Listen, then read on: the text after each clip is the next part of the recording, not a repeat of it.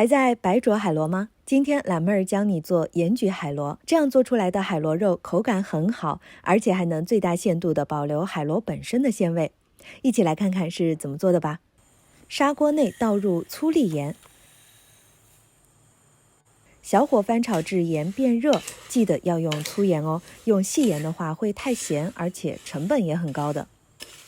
炒到盐发出噼啪的声音，我们放入几粒花椒粒，继续再炒一炒。等到花椒粒炒出香味之后，把洗干净的海螺像这样竖着插在海盐里面。我这里面用了2种海螺，一种是猫眼螺，还有一种是花螺。等海螺全部插好以后，撒上一些姜丝，盖上锅盖，小火焗10分钟的时间。在快要出锅的时候，往砂锅表面淋上一些白酒，这样可以起到增香去腥的作用。焗好以后就可以开吃了，一锅盐焗海螺就做好了。